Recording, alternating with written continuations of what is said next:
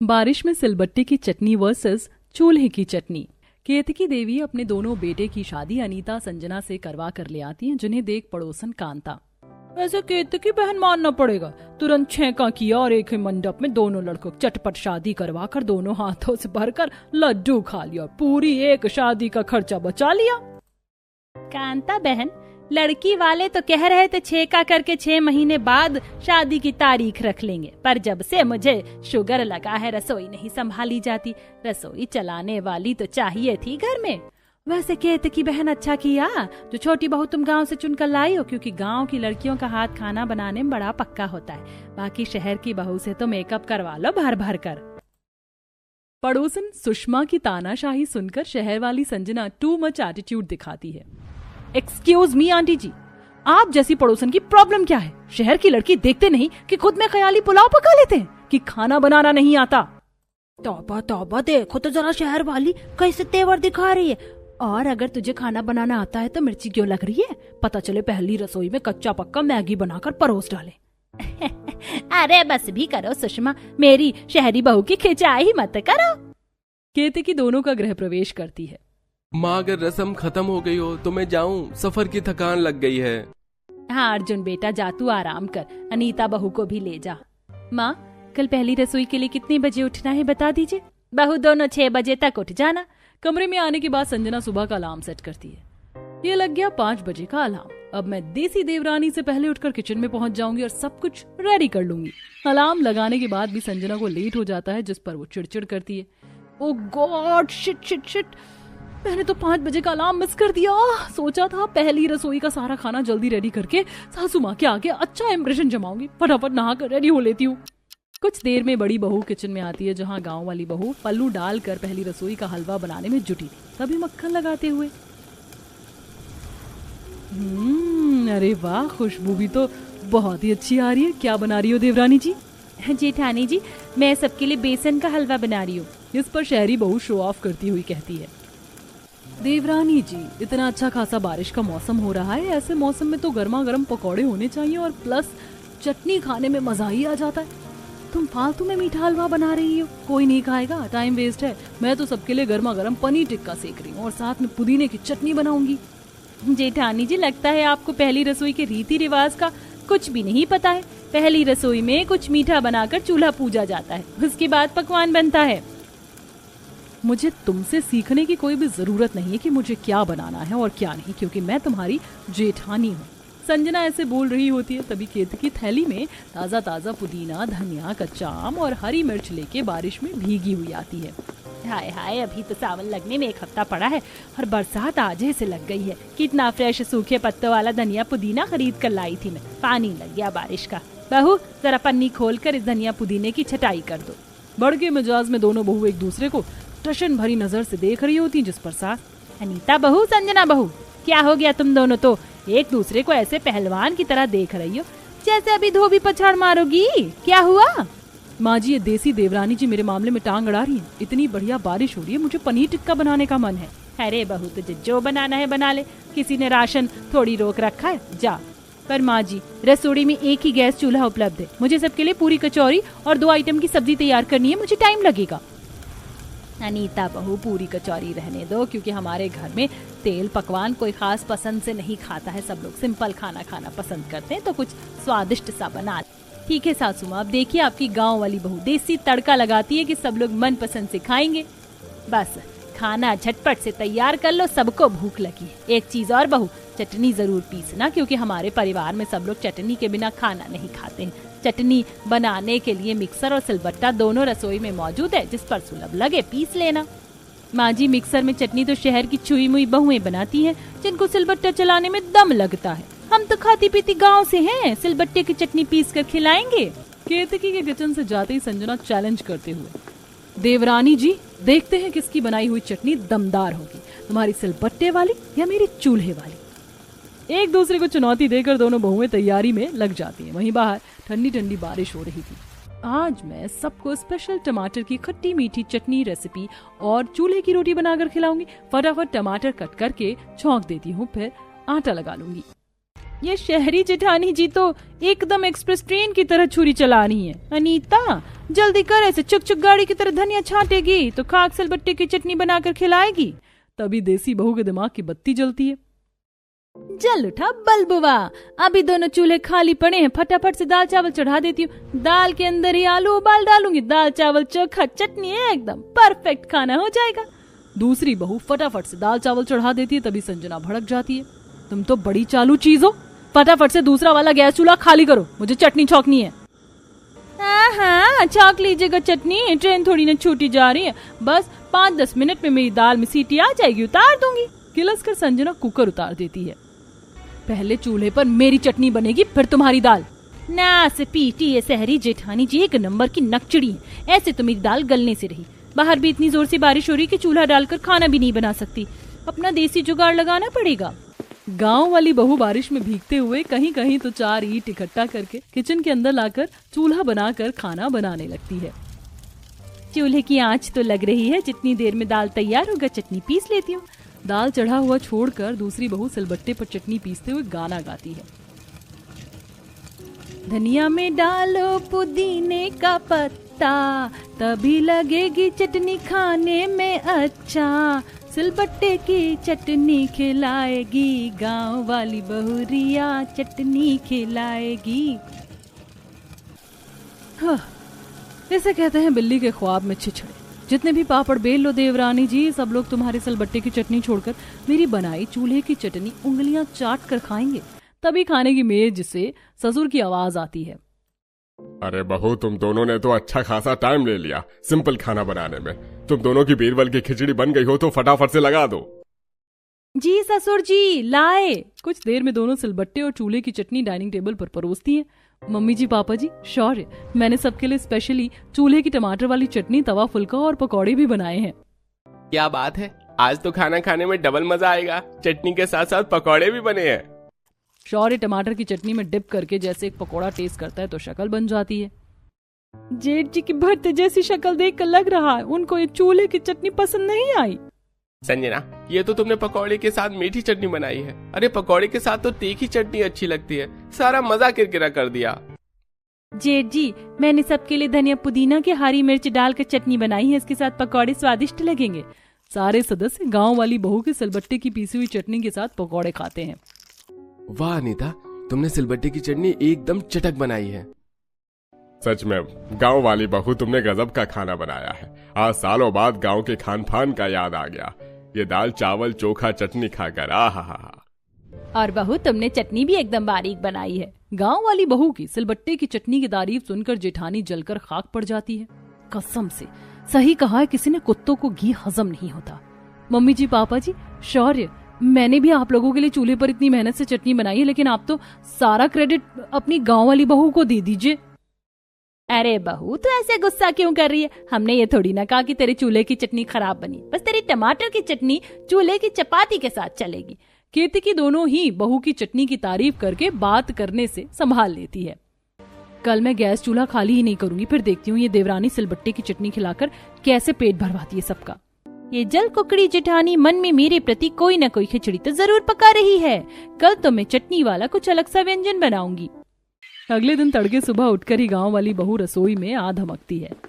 इससे पहले कि ये देवरानी खजूर की तरह रसोई में टपके, नाश्ता पानी बना लेती हूँ। अनीता जैसे चूल्हे की आग जलाने लगती तभी संजना आ जाती है। गुड मॉर्निंग मेरी गांव वाली देवरानी जी, क्या बना रही हो आज? आ गई कबाब में हड्डी बने नास पीटी। आपको मुझे क्या मतलब, मैं जो मर्जी बनाऊं? तुम्हें जो कुछ भी बनाना है ना, किचन से बाहर चूल्हा डालकर बनाओ, क्योंकि मुझे धुएं से एलर्जी है। ठीक है, वैसे भी बाहर इतना खुला खुला मौसम हो रहा है, मैं तो ताजी हवा खाकर खाना बना लूं। आप ही सड़ो इस बंद रसोई में। अनीता चिढ़कर चूल्हा, मसाला, सिलबट्टा सब कुछ खुले आंगन में लाती, जहाँ आसमान में बरसाती बादल छाए हुए थे। ठंडी ठंडी हवा चल रही थी और हल्की हल्की बूंदाबांदी भी हो रही थी। इस बूंदाबांदी में खाना कैसे बनाऊंगी? जुगाड़ लगाना पड़ेगा। किसी तरह तिरपाल बांधकर गांव वाली बहू कच्चे आंगन में ही चटनी पीसती, तभी पड़ोसन कांता, अरे क्या बात है, गांव वाली बहू तो बावर्ची खाना छोड़कर ऐसे खुले आंगन में बूंदाबांदी में खाना क्यों बना रही है? हे भगवान, इस पड़ोसन को भी ना चैन नहीं है, अपने घर की रोटी पकाना छोड़कर दूसरों के घर में क्या खिचड़ी पक रही है, इसी में लगी रहती है। वो आंटी जी, मुझे खुले मौसम में आंगन में खाना बनाना काफी पसंद है, इसीलिए बस। अच्छा अच्छा सही है। वैसे थोड़ी सिलबट्टे वाली चटनी मुझको भी भिजवा देना। जी जी हाँ, मैं तो जैसे हलवाई लग रही हूँ ना, चटनी पीसकर पड़ोसियों को खिलाऊं। चटनी के साथ आज आलू की कचौरी बना लेती हूँ कम तेल में। रिफाइंड तो रसोई में ही रह गई। जैसे ही रिफाइन लेने के लिए अनीता किचन में जाती है तो जेठानी को परेशान होते देखती है। भैंस की आंख, एक तो वैसे नाश्ता बनाने के लिए लेट हो रहा है, ऊपर से अलग भसड़बाजी में फंस गई। मुझे तो समझ में ही नहीं आ रहा है इसमें से आटा कौन सा है, मैदा कौन सा है। फंस गई जेठानी जाल में। अरे जेठानी जी, आप तो फालतू में परेशान हो रही हैं। ये रहा आटा।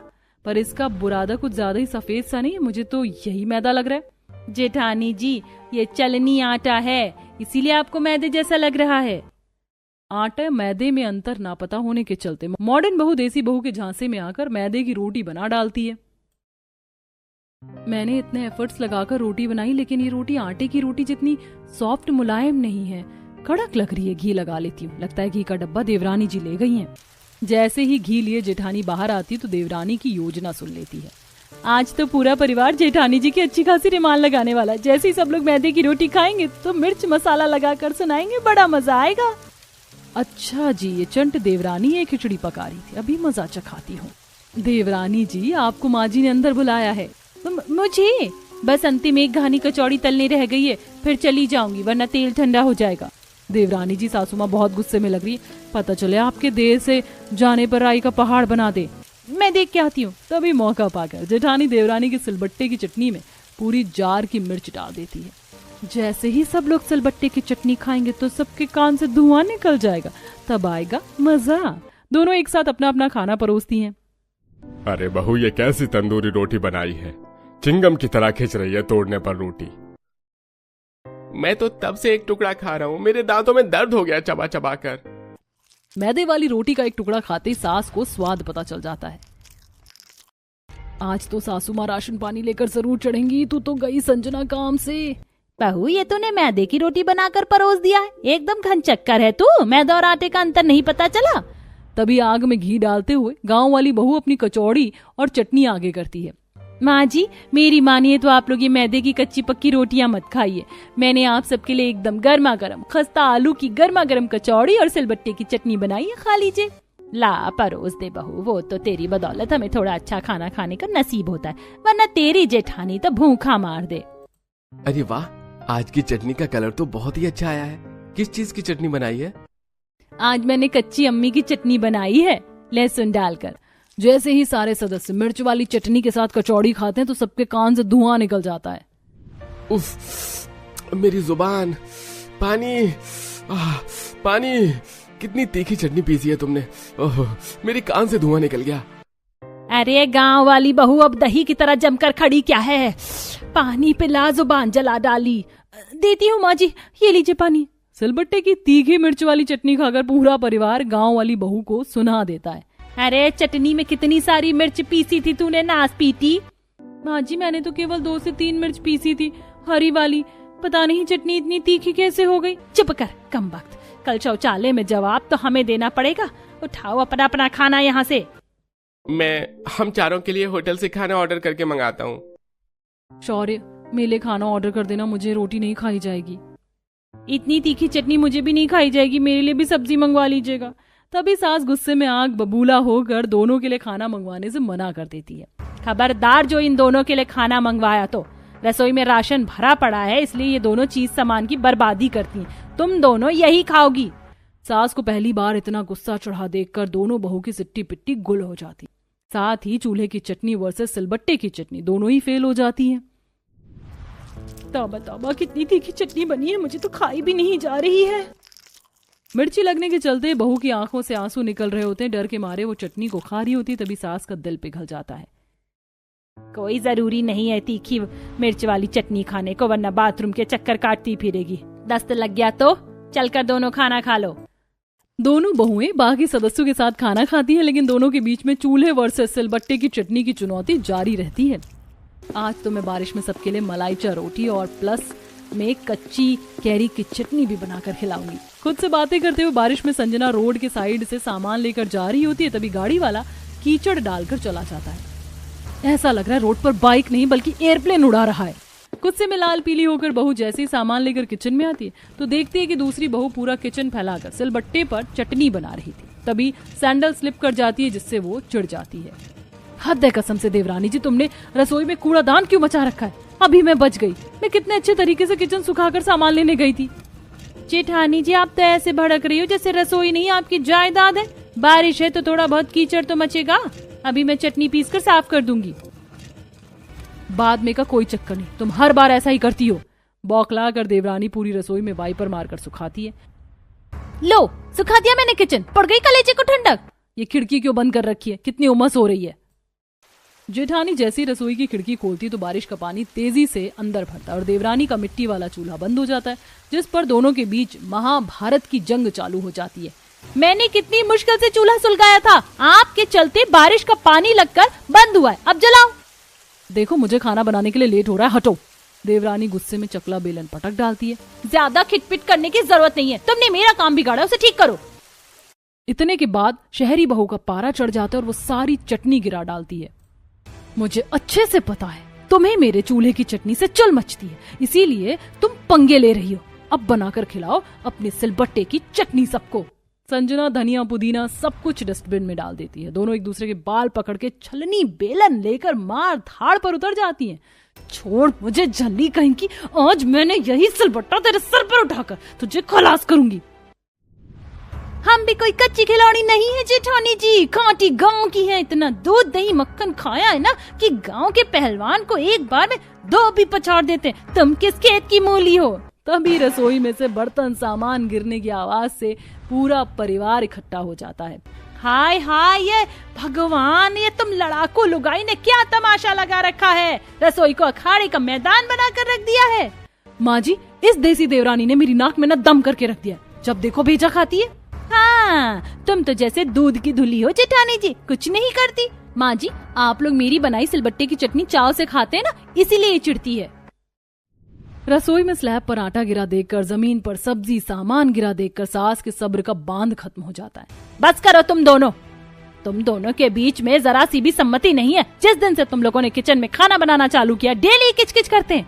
1 महीने के अंदर तुम दोनों ने ही मिलकर इतना राशन लगाया रसोई में, जितने में मैं 6 महीने में पूरे परिवार को बनाकर खिला सकती हूँ। अब मैं अपने हिसाब किताब से संभालूंगी रसोई। तुम दोनों अपना अपना बोरी बिस्तर बांधो अभी के अभी। मैं तुम दोनों को तुम्हारे मायके भिजवाऊंगी। एक ने चूल्हा जलाकर भट्टी बना डाला है रसोई को और दूसरे ने गैस चूल्हे को इतना गंदगी मचा रखा है। केतकी के खरी खोटी सुनाने के बाद दोनों अपनी अपनी कमियों को महसूस करती हैं और पछतावा करती हैं। माँ जी, आखिरी बार हमारी भूल चूक माफ कर दीजिए, आगे से हम नहीं लड़ेंगे, पक्का। हाँ माँ जी, हम मिलजुल कर रसोई संभालेंगे, पक्का। आज मैं तुम दोनों के कलेश की जड़ खत्म कर दूंगी। अब ना रसोई में सिलबट्टे की चटनी बनेगी ना चूल्हे की। कान खोल कर सुन लो दोनों। जी माँ जी, मुझे मंजूर है, मैं चूल्हे की चटनी बनाऊंगी, पक्का। गांव वाली बहू, तेरे मुंह में दही जमी है क्या? माँ जी, मैं भी नहीं बनाऊंगी सिलबट्टे की चटनी। शौर्य अर्जुन, ये सिलबट्टा उठाकर भंडार घर में ले जाकर रख दो। जी पापा। दोनों बहू के बिगड़ते ताल मिलाकर चलते आखिर में चटनी बनाने के लिए पाबंदी लगा देती हैं। अगले दिन दोनों बहू पूछने के लिए आती है। उनके चेहरे पर पहले की तुलना में चहल पहल नहीं थी, बल्कि उदासी थी। माँ जी, आप लोग नाश्ते में क्या खाएंगे बता दीजिए, रोटी या पराठे बनाना है? बहू, आज तो कितना खुला खुला मौसम हो रहा है, थोड़े आलू गोभी के पकौड़े बना लो। पर माँ जी, चटनी के बिना पकौड़े में स्वाद आधा लगता है। कोई नहीं, हम पकौड़े और चाय बना देंगे। ऐसा कहते हुए बहू के चेहरे पर डर देखकर सास ससुर और दोनों के पति मुस्कुरा देते हैं। घबराओ मत, मैंने सिलबट्टा रसोई में रखवा दिया, बना लेना तुम दोनों अपनी अपनी चटनी। लेकिन पहले की तरह खिचड़ी नहीं पकनी चाहिए और रसोई भी सूखी रहनी चाहिए। जी माँ जी, आपका हुक्म सराखों पर। आखिरकार सास के एक दिन रसोई में से सिलबट्टा हटाने के बस दोनों बहुएं काबू में आ जाती हैं और अब बिना किसी नोक झोंक और झगड़े के दोनों खुशी खुशी रसोई में बरसात में तरह तरह के व्यंजन, पकौड़े, कचौड़ी, खान पान प्लस में सिलबट्टे और चूल्हे की चटनी बनाकर सबको खिलाती हैं।